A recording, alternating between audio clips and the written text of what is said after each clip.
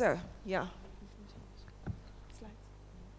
So I'm going to give you a little bit of background into who or what the South African market looks like. So we are a country of 55 million people, and of those 55 million people, we've got 14.5 million households. And South Africa is divided into 9 regions, and I come from a specific region called Gauteng. And what's special about Gauteng is that it's the smallest region geographically, but it's also the biggest region in terms of population size within South Africa. It makes up 22% of the entire population of South Africa. Now, I want you to imagine my granny. Her name is Mrs. Shabalala. She basically wakes up very early every morning to collect cow dung as a secondary source of income over and above farming. Now, there are young adults in her family that depend on her business, and also she has big aspirations for her family. But I think what would make her the most proudest is to see her young niece graduate. Now, the problem with South Africa is that we've got a high unemployment rate, the first thing. And the second thing is we've got a high number of graduates who actually cannot receive jobs. So you're sitting with an economy where people are very educated but still can't get jobs, which is quite a big problem. So 30% of the food waste that comes from South Africa is, 30% of food is actually wasted. Of that 30%, 15% comes from households. Now, there's a very big problem here because even the people in the townships don't understand why there's a need for us to preserve or reuse and recycle our waste. So what we're trying to do is to basically produce organic compost using household waste. Now, what's special about this is that we want to make sure that amongst, over and above this, we teach or we instill a culture of recycling in the townships. Because for us, it's not an emergency. We don't want to do it now. We don't understand the need for us to do this. There's a problem in that. Many developing countries have government that even enforce certain laws, and we're still very behind in terms of that. So, there's a slide missing here, but what we are basically is we're a team that's addressing increasing food waste in South Africa by collecting it from different households and turning it into compost or manure that people can use in their gardens to produce healthy vegetables that would make them eat healthy and live better lifestyles. This is why we want to do this. It's very important for each and every one of our citizens in the townships to access better health through rich soil. And when I'm talking about rich soil, it's not just the soil.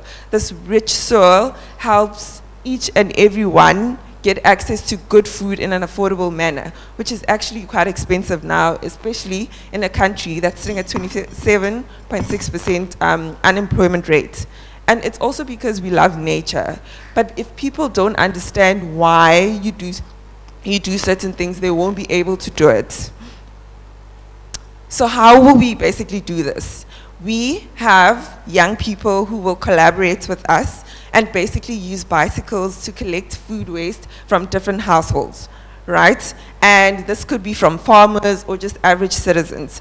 What they will do is before we even start our business, they'll go and speak to the communities through direct marketing and obviously tell them about the initiative. Once people have agreed to be a part of this, we want to give them bins to actually start segregating their waste from the moment they actually start producing the waste.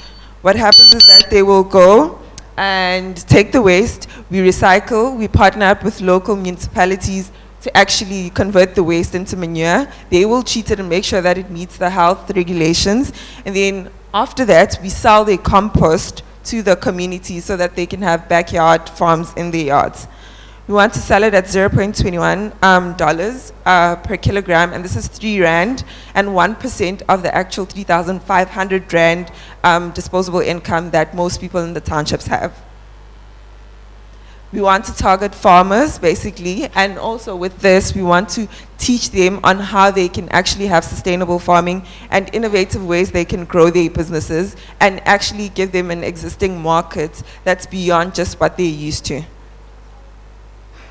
So obviously, as I mentioned, I have two questions. The first question is, you spoke about that there is no urgency within the African people to actually recycle stuff. So that automatically becomes the primary input of your business. How are you going to change the mindset, and what is going to be the cost impact of changing that mindset? So first and foremost, what we're going to do, because we said we're going to, the key thing we're going to use to target our market, or the farmers at least, and people in the community, is through direct marketing. Now within the townships, that's a very strong source of honesty or credibility for your business. So if you teach people something about, for instance, sustainability, they get open to opportunities. And if you enable them by giving them, for instance, the bins to segregate their stuff, their waste, then they're able to start practicing it. Because if they don't understand it, and direct marketing is cool because then it makes you loyal. And the more you talk to people, the more it spreads within word of mouth. And the more people have questions, the more you have a chance to elaborate and answer them and create that need to basically want to become a part of this tribe if they understand it. And the best way to do that is to talk to someone face to face on their level and in their kind of language.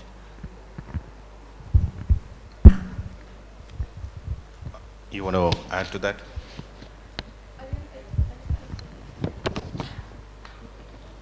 Do you want to add to that?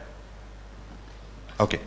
The next question which I want to ask is, this entire process requires a lot of infrastructure.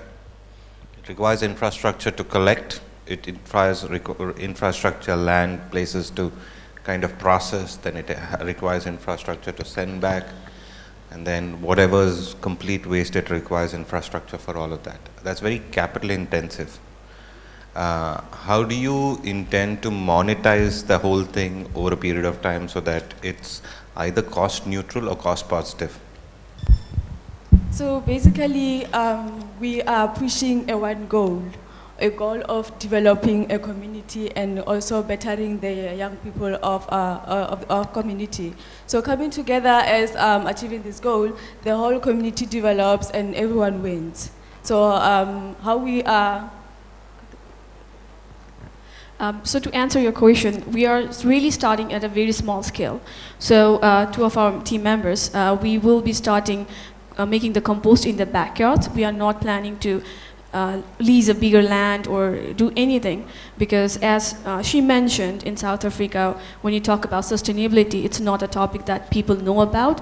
So we are starting at a very small scale. We will be targeting 10 to 15 households for the beginning, where we will be collecting the food waste and converting into manure. So right now we are not really thinking of doing it at a large scale, at a very small scale. And so from our research, we found that per 1,000 kg of food waste, you could produce 70 kgs of organic manure or compost.